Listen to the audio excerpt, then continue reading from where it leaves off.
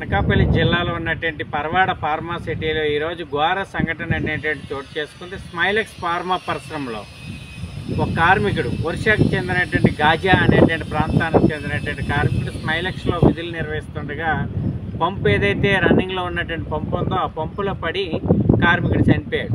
పంపు దగ్గరికి విధులకు ఎందుకు వెళ్ళాడు ఏంటి కూడా యాజమాన్యం తెలీదు. ఇది చాలా దురదృష్టకరం.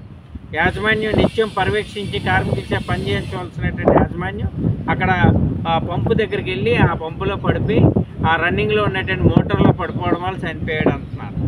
కాబట్టి ఈ కార్మికుడికి వెంటనే న్యాయం చేయడం కోసం యాజమాన్యం చర్యలు చేపట్టాలి.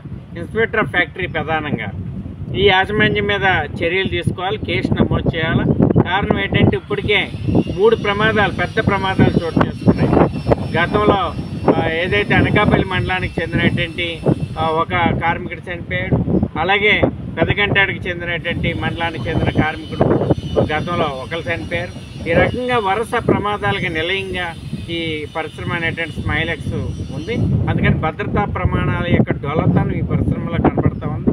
అందుకని ఈ యాజమాన్యం మీద క్రిమినల్ చర్యలు తీసుకోవాలని కబీర్ సాహు అనేటువంటి కార్మికుడు ఈ విధంగా కబీర్ రాజ్ సాహు అనేటువంటి కార్మికుడు 49 సంవత్సరాలు కార్మికుడు మృతి చెందాడు. ఈ మృతి చెందినటువంటి కార్మికుడిని ఈరోజు వెంటనే హాస్పిటల్కి తరలించారు. కాబట్టి ఈ కార్మిక కుటుంబాన్ని న్యాయం చేయాలని, నష్టపరిహారం చెల్లించాలని CITU pharma city staff and workers union demand చేస్తాం.